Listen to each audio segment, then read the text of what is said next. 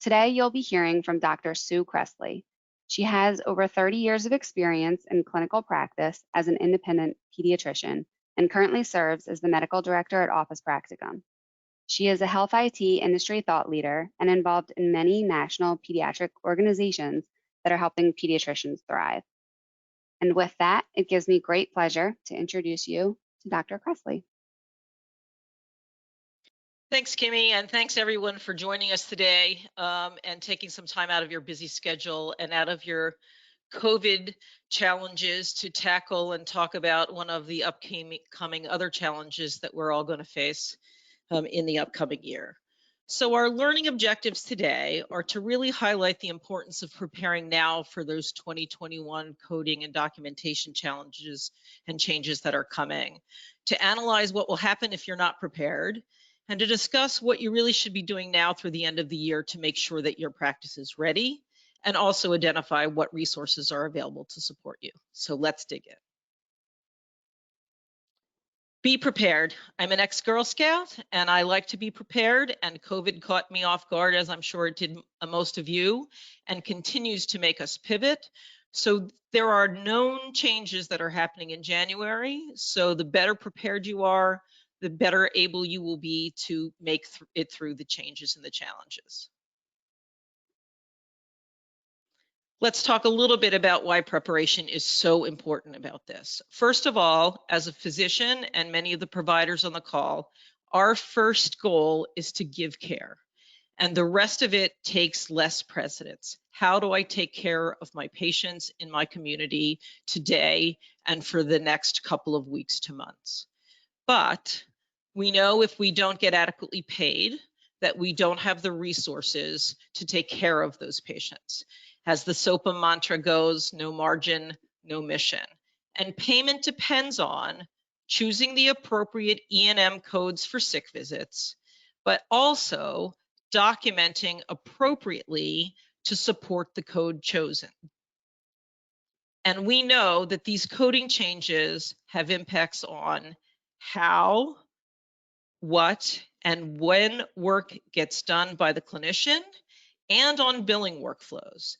And so anyone who thinks that they're just going to come in on January 1st and figure this out will probably be faced with significant challenges that they wish they had prepared for. So tell your friends, tell your colleagues, tell everyone in your office team that this is coming, and make sure that they make the time to prepare. So first of all, anyone who's telling you that this might get deferred, they are mistaken, and there will be no grace period when we can both do this the old and the new ways. CMS has already adopted these new changes for Medicare, and it is actually why a lot of our adult medicine colleagues are providing phone care and/or telehealth, not synchronized care, but getting paid appropriately, because Medicare already said, because of the pandemic, we're escalating the implementation for Medicare patients, that you can use time and/or medical decision making to choose an E&M level, whether it's the phone or it's a telehealth visit, so that we can make sure patients get access to care. That is not applied to the pediatric world, to Medicaid, and to private payers. However, this is already out in the world and it's not coming back. So there is no chance that these things will not take effect on January 1st. The track will completely shift to how we're thinking, and we'll have to move to what we're going to be confidently moving towards if we've done adequate preparation. So let's talk about the stress of change a little bit. If you have confidence that you understand it, your office team understands it, every single provider who picks an E&M code understands it, you'll be heading into January with a, we got this, right? Versus people who say, I don't have time, I'm too busy seeing patients, I'll figure this out on the fly. They're going to every day, while you are trying to see sick kids with respiratory illnesses, COVID, flu, RSV, everything, help, I don't have time to read the information, tell me what code to pick. And the only person who can tell you what code to pick is the person who did the work, and that's the provider themselves. So if we really don't have full understanding of what all this entails, it's going to allow for a couple of problems or potential problems. First of all, undercoding. Many non-confident coders say, I'm not sure, so I'll just pick a low level so I'm safe and I won't get audited.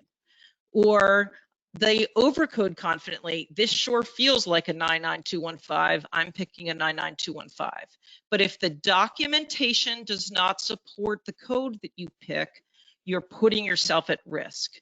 If you underdocument, you are at risk for get takebacks and audits. And you better believe the payers are going to be looking for reasons to take back the money that they paid you. So you want to confidently say that my documentation supports that 99215 that I chose for this visit. And then people who over document and are spending time adding additional information that doesn't help and doesn't improve clinical care is going to decrease your provider efficiency. And we're already a little inefficient because we're trying to social distance and put on new PPE and clean our hands between every single patient encounter. And that's already slowed us down. We can't afford to be slowed down even more come January. So let's talk a little bit about the impacts of being inadequately prepared. So if your team is not aligned and working in sync, you may actually create unintentional chaos. You may have providers that leave unfinished notes because they're just paralyzed at the point of care to decide when is the right time to pick a code and what do I have to do to decide it's the right code and what I've documented. Your billers may not be confident to know when the work is done, or you may have weeks of unfinished backlog notes. And if you're like me, I can't remember what I did this morning, let alone what was in the note and what I did last week.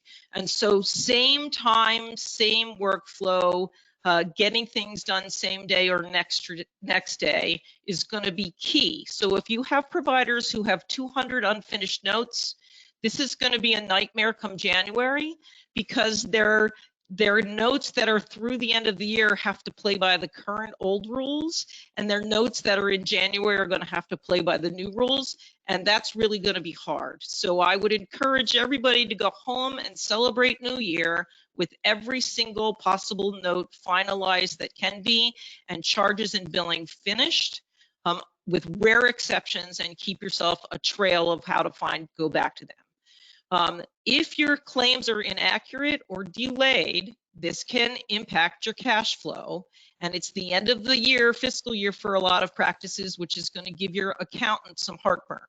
So I would really look at making sure that you've tied up your processes currently for the end of the year and confidently be ready to transition in January.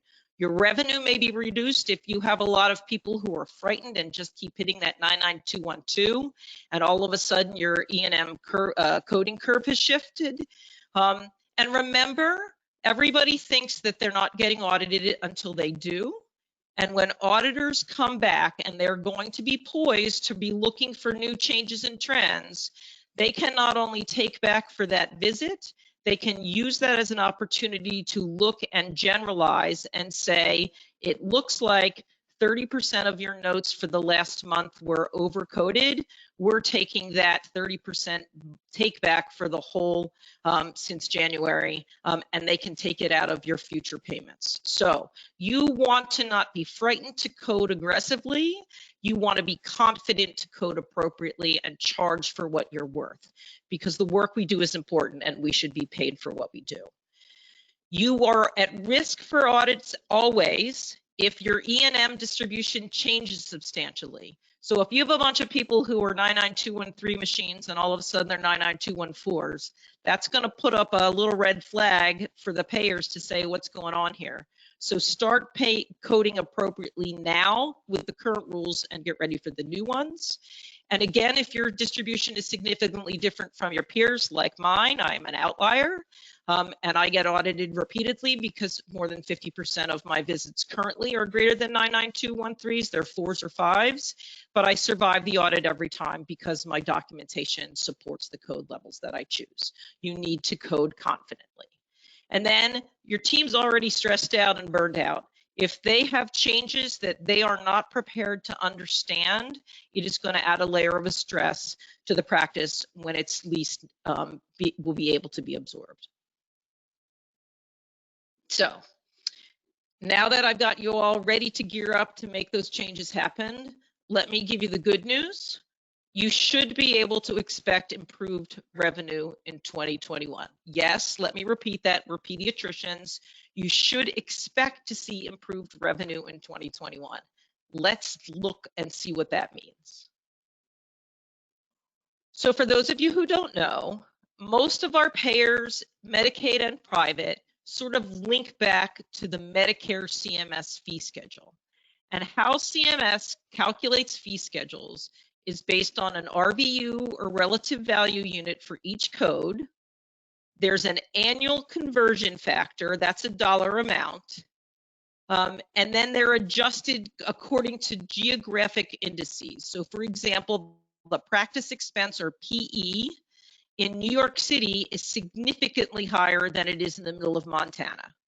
The medical liability factor is the malpractice factor is higher in certain areas of the country than others. So all of that sort of the practice expense and malpractice is adjusted geographically.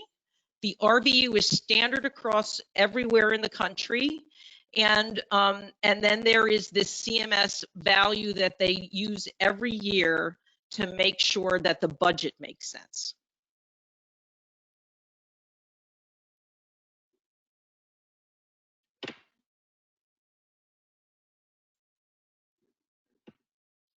So let's talk about where the revenue's coming from. So there was a 2021 physician fee schedule that CMS puts out there every year. And these are hyperlinks, and you'll get the slides so you can go learn more if you'd like to. There's a proposed rule with a comment period. That's still proposed. But it was intended to finally increase payment to thinking and primary care providers. So the RVU values for these sick E&M 99212, 345 were increased. However, there is regulatory mandates for Medicare to make the budget neutral. It's not just escalated expenditure every year for Medicare recipients. And so when they increased the 99234, and we'll look at this more granularly in the next slide, they had to cut somewhere else, and most of that's procedures. And so some of that's even procedures that we may do, but if you think about it, we do procedures way less, like reducing sublux radial heads or suturing, than we do routine E&M sick codes. And so this was supposed to give advantage to primary care, but take out of the bucket of specialty care. And what's happening right now because of COVID-19 and everybody screaming because their income is down, that there are a lot of specialty societies that say you can't knock down those CPT codes and make it budget neutral this year. We're in the middle of pandemic. And so we do not know what Medicare is going to say. They may say, okay, we'll increase the E&M codes. That's happening. They may decide to defer or decrease the amount that they are reducing the procedural codes. But part of this is going to have to see if there's any legislation to say they do not have to abide by the budget neutrality rule this year. More to come on that, but we're pretty solid in the getting the increase.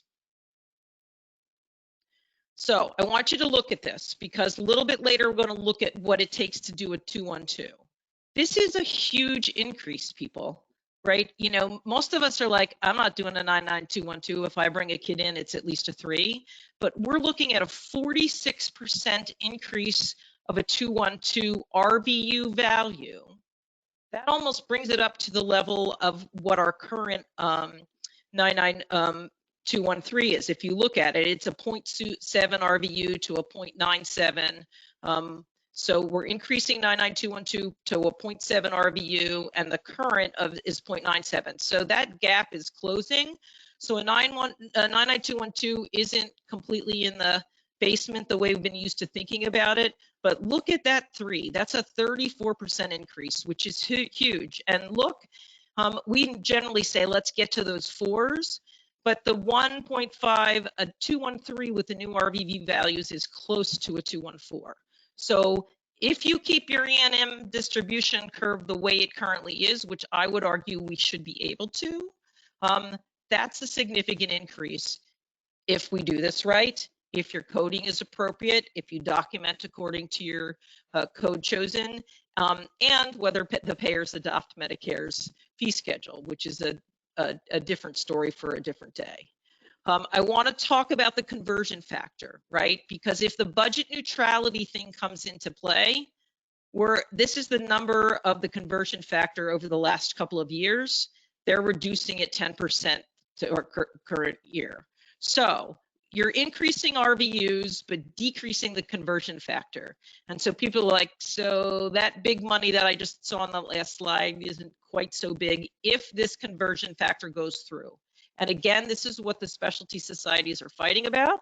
So we don't know what's going to happen here, but we still expect that most pediatricians will see a 2 to 4% increase in their payments in 2021 if nothing else changes, if the conversion factor is implemented as proposed, and if, big if, the payers all follow the RVUs. Now, I would encourage you to pull out your contracts and see what they say, because most of our contracts are based on a percentage of Medicare fee schedule. And if you are hooked to the annual increase or decrease of the Medicare fee schedule, that should be okay. But we know that some people negotiated contracts that said they liked the 2004, for example, and it's hard coded in there. You may lose if that's true. So pull out your contracts and know the answer to that question. But we do think that there is going to be a little bit of an increase. And when you're a pediatrician, 2 to 4% either keeps your head above water or sinks you. So that's significant, especially when we're losing some other revenue due to COVID. So I'm feeling comfortable, and I'm hoping that we will see that in our bottom lines in our practices. Here's a huge thing. The vaccine administration codes have been revalued. The American Academy of Pediatrics has been fighting with CMS, who tried to devalue our vaccine administration codes, and they are the single most used vaccine or CPT codes in a pediatrics toolbox. If you run a report of which CPT codes you use most frequently, your vaccine admin codes are going to stand out as the most commonly used ones. So even if it's changed, that adds up. This is microfinance. That hyperlink is to the AAP article about how they advocated it and got those increased. So let's go look at what this really looks like. These are the 2020 Medicare physician fee schedule RVUs that exist now. Here's where they're going. That's huge. We're talking double, right? That's big. And that has the possibility to also increase your bottom line even more than that 2 to 4% for the E&Ms. Now, again, whether Medicaid and private payers will follow suit, there is a lot of information already going on at the Academy to support that.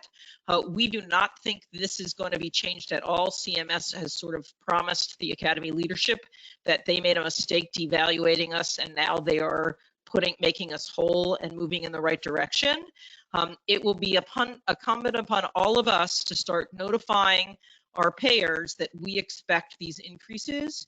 And in my role as the Payer Advocacy Advisory Committee Chair at the Academy, we will be working with our pediatric councils and practices to give you resources to fight this fight, because we deserve this income, especially in the middle of the pandemic, when we knew vaccine rates were going down. We need to argue that it's more important to value vaccination and protection this year and get this done.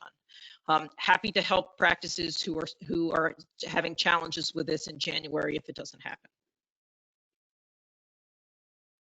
So people are saying this is Medicare, right? Again, contracts, many of our contracts base our payments on the of Medicare rates. I bet many of you set your fee schedules that way.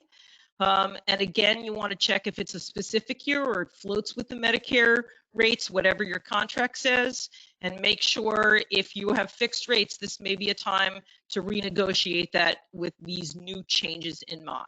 So start by pulling out your contracts, make a plan to renegotiate or update when necessary, and then make a plan of how you're going to reach out to the payers when we know the final rule. And again, the Academy Payer Advocacy Committee will be doing that at the national level and empowering states and chapter pediatric councils to do that at their level and giving you resources as individual practices to advocate for yourself. So before you spend your money, let's review your preparation checklist, right? Because this is all awesome. And you're thinking, should we have some breathing room? But you got to be prepared to do this right. That goes back to my first slide of being prepared, right? So if you haven't already done so, please, by the end of the week, designate a point person to lead this critical effort for your practice. There should be your 2021 champion that is the go-to person who decides how you're going to drive this home successfully. This is just like any other change implementation. You got new voice over IP phones for your office. Somebody's got to champion this project and see it home, right?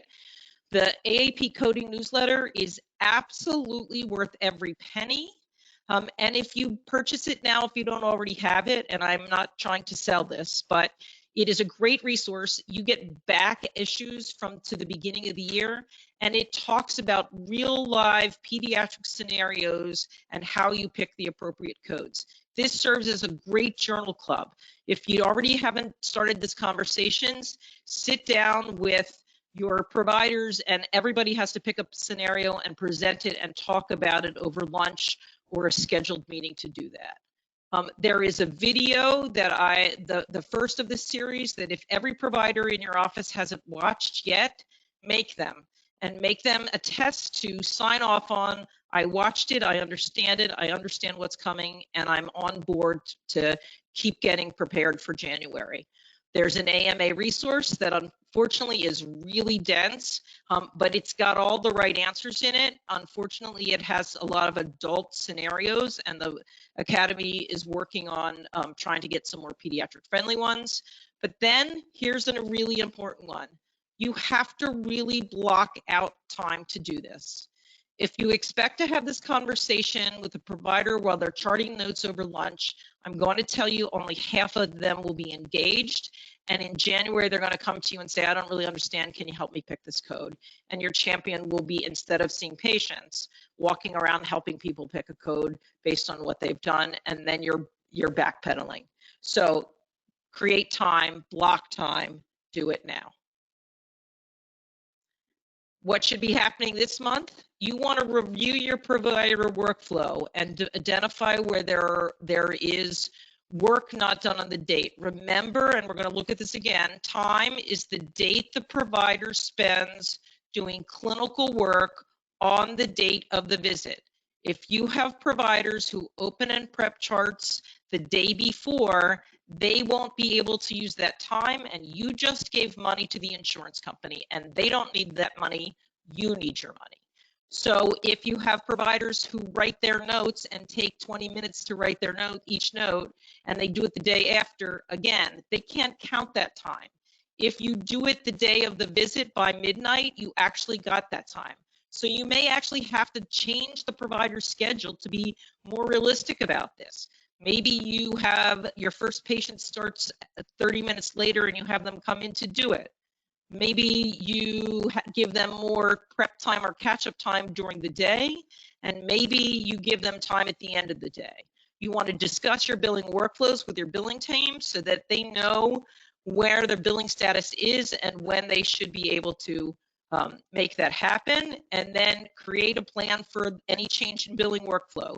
We're not going to do E&Ms the same day. We're going to wait till the next day in case the provider gets a phone call and spends an hour on the phone at night and needs to change that code. Or we're going to finalize them, but the biller's not going to send them in case we need to make addendums and change them if we get called after the office closes. I would encourage everybody to look at your current E&M coding distributions per provider, and you may want to look at this at 2019 because this is a weird year, but at least look at it for 2019 and what you've done so far this year, and start to look at your provider trends and identify any people who probably need more additional support as we make these changes. And then I would say by the end of this month, start really talking about time-based coding with everybody. Do a deep dive, make sure everyone understands their role, start to have a strategy or implement a strategy for changing your workflow, and then talk about the impact of new time and coding rules on your bottom line. Is this going to change the amount of 99213s that you can do with that new RVU? What are we actually looking at as impact? Stay tuned. We expect to continue these educational series through November and beyond, and looking more granularly at time, looking more granularly at MDM, and looking at some scenarios of what really needs to go in a 992, 1, 2, 3, 4, and 5. So those are coming. A reminder about established patients. Everybody looks at this and remember there's no rounding starting January. No rounding rules. You have to get to 20 minutes to get a 99213. Now that's not just face-to-face time, that's clinical time spent, right? But 20 to 29 minutes for a 213, you're thinking I can only do 2 in an hour. Well, if you add a little bit of the extra time, but it is a change, but remember that 212 has been revalued, but you really need to think about this and the implications of it. And it is likely that your people who are take time to do things are gonna sort of win the time game, and people who are Speedy Gonzalez are gonna wanna play more the MDM game because they are going to not make it on time if they're terribly efficient with their visit documentation and preparation. Remember, only time spent on the same day as the visit counts, and it's only clinical time. Yes, note writing, documenting your clinical work counts, but if your front desk is busy and you schedule their next appointment, in your brain you got to subtract that time because that is not clinical time, that's administrative time that you just happen to be nice and pitching in as a team. It's only the provider time.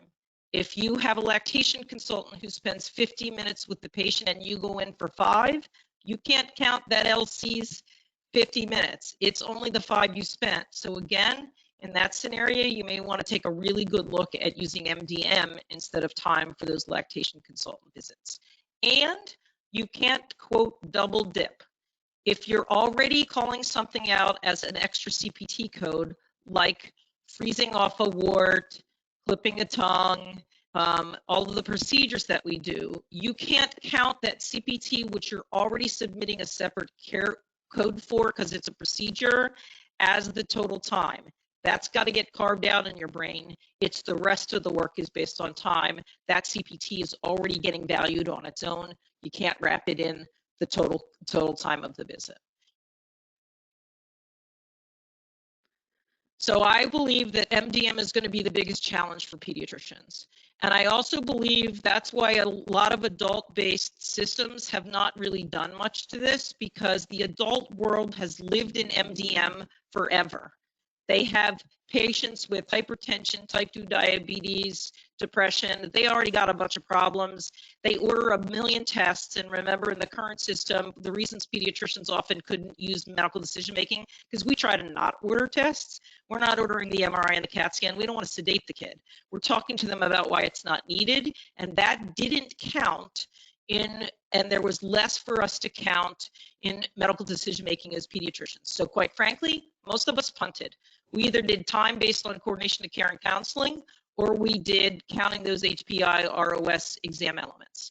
And we are going to have to totally retrain our brains and make sure that we really got this. This is going to be the biggest chew, in my opinion. Remember, you have to meet the level for 2 out of the 3 sections. The 3 sections are problems addressed, and let me just say that's addressed. If many of your payers are asking you to put all the additional chronic problems on the kid's notes so that they can risk adjust you, if you hit asthma because the kid has asthma, if you didn't write something in your plan that says asthma addressed, patient has enough control or understands asthma action plan, that's not addressed. If you just added it to your list of diagnoses for the visit, that doesn't count, it's not addressed. So we are really changing the way we document and having to tell our story more out in our note, in our assessment and plan. You can't just assume there's an independent historian. This is a huge win for pediatricians because I've never met a 3-month-old who can give their own history. But you can't just assume that somewhere in your note you have to write mom provided history, etc., or called mom on the phone, was here with babysitter to get information about family history of GI illnesses. But you have to spell it out, and your templates can't do that, people. This is going to be the problem for people who are clickers and template people. You're going to have to write a little more of a story. You can plant the seeds and make your templates as robust as possible, but you're going to have to tell a story in your assessment and plan. And quite frankly, that's probably good for your partner who sees the kid the next day and is trying to figure out what you actually meant. So there is a new living pediatric resource. That's a hyperlink. The American Academy of Pediatrics has started an FAQs on office-based E&M changes. And as they learn more and get more questions from people, this will be a living document that they add things to. So please don't print it out and think it's finished. Bookmark the page and look back, and whoever your champion is for this change, make sure that they are going through, and if there's stuff added that they think has value, discuss it in your practice meeting so you know what's happening. So a bunch of resources for you here. Some of those were available also at the last webinar. What I want to bring to your attention here is this is a hyperlink to our Pediatric Success Series quarterly spotlight page. We keep adding information as it comes available. Bookmark that page as well. If you haven't watched the first webinar of the series about 2021 documentation and coding changes, go back and look at it and share it. That checklist for September and October, which I briefly went through, is spelled out, and you can see where you are and give yourself your own pacing based on how much catch-up work you have to do. We will update those resources on that Pediatric Success Series on a regular basis for you.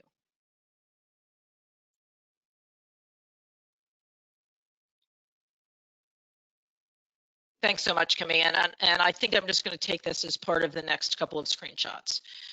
So we are making changes in OP to make this easier for you, but we don't plan to deliver it on December 31st because you're going to need to wrap your heads around it. So while the payers aren't going to live in both worlds, we expect to deliver this sometime in early December so that, or by mid-December, so that people can wrap their heads around it. But what I'm showing you is some screenshots so you can, again, wrap your head around what we're doing to help you. So one of the things we're going to do is when you go to pick your code, we're going to actually tell you what the computer thinks that you got to based on time, and tell you what the computer thinks you got to based on MDM, just so that you can make an intelligent decision. And there is, for OP clients, there is a sneak peek video that was released that you can see and hear more details about this. But what's happening in the time-based is that, remember I said the computer knows everywhere you are if you do your chart prep? Well, behind the scenes, we're collecting that information and we're going to expose it to you. So we will collect it into pre-visit preparation, what you did during the visit, and post-visit work, and there is some details about that happens. But we know the computer only knows where you are. So if you turn on your computer to write a note and you're in the middle of a note and you leave to go get coffee and get stuck on the phone, the computer's going to still think you were doing that work. So we're going to show you what this looks like, but you're going to say, yeah, that was only 10 minutes, and I'm going to I know that total was closer to 40. So it's still going to be incumbent to you. This is a sanity checker. will tell you where you were, but it'll help you, especially throughout the day, pick an appropriate code. Similarly, if you're like me and I have my system set to auto log me out after 5 minutes of non-use, if I'm wrestling a toddler to get stitches out and it says 5 minutes, I'm like, yeah, no, I was in there for 40. I'll be able to change that and make that appropriately. Similarly, medical decision-making is going to count the things that we did, but again, you can write comments and change it if you think the computer didn't get the whole flavor of what you were doing.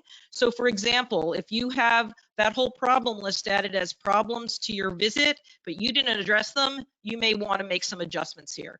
But we're going to make it easy for you side by side to decide what is going to be the most appropriate code, and that is the old clinical decision support that counts HPI, ROS, et cetera, elements, and that will still live there so that you can use it through the end of the year. Similarly, one of the first 3 MDMs is about problems, right? And if you read the AMA, it says, is this an acute problem? It could be too acute or too chronic or whatever. So we're giving you the ability to actually define both at the visit and the template level. For example, your template for right otitis media might say acute minor, but if you go back and look and this kid actually had 6 otitises and you're about to send them to ENT, that's not really an acute minor visit. It may have come with your template, but you'll be able to say, nah, for this kid, it's a chronic and it's increased or recurring, and you can change it. And that will get fed into the calculator that you just saw on the prior screen. We've also made it easy for you to document that independent historian, and the pull down next to independent historian will come from anyone in the contact table that you have OP associated with that patient. And people are like, well, isn't it the same as the accompanied by? And the answer is no. Sometimes the babysitter brings the kid and you ask the babysitter, hey, do you know if there's any family history of anemia in this child whose hemoglobin is 9? And of course the babysitter doesn't know. So she calls the mom on the phone and you ask the mom, and even though the mom is not the one who accompanied the child to the visit, that is the independent historian for this visit. We also added a assisted by translator button, but I want to tell you that this is still a negotiation between the AMA and the AAP. Initially, when these proposed changes come out, they said that using a translator increases your provider risk. And I would argue that is true. If I'm using a translator to speak with a family, I don't have any way of really knowing what I said got to the patient, nor if what the patient told me told the translator is getting back to me. So I'm assuming higher risk. The AMA's stance on this is that using a translator increases your time, but our argument is that it also increases your risk. So that will not add to additional levels of risk taking yet, but that may change between now and January. We are also adding a field in the data reviewed or analyzed part of medical decision making. If you discuss the case with an external clinician, healthcare provider, you get additional points for that. In our coordination of care section, we're going to hook both the patient's contact and the address book. So if you end up talking to the hematologist about that hemoglobin, if you notate it here, that will get added to the calculator and also increase risk. And in that interpretation of text in the middle section of MDM, data analysis and or review, if you independently review a test, and that doesn't mean I look at the radiologist's report and say, okay, it means the mom brings the x-ray, or I work in an urgent care and I'm looking at the film together myself, or I'm rereading the EKG, those count and you get independent review of tests that were performed outside your office and you're not billing a separate CPT code for. So we will make that easy. The last thing is that sometimes we review information that is not done today. And so remember, data analysis is tests ordered. If I order a CBC and a monospot and a chem panel, that's 3 different orders. But sometimes you also review tests that were not done today. So if, say, for example, this is a kid who's now got strep and you go back and say, like this kid's had a million strep, I'm thinking about sending him to ENT, there will be a button said review today that will also make that notation in your chart, in the chart and in your note, and that will increase your medical decision making.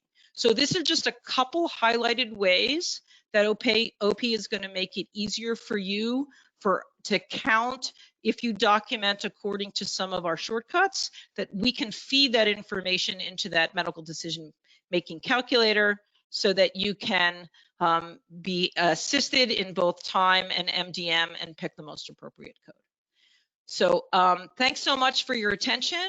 There is way more to come on this. We will do deep dives later on. I think I gave you 7 minutes back in your day so that you can go home and figure out who's going to own this project if you haven't already done so. Kimmy, any parting words?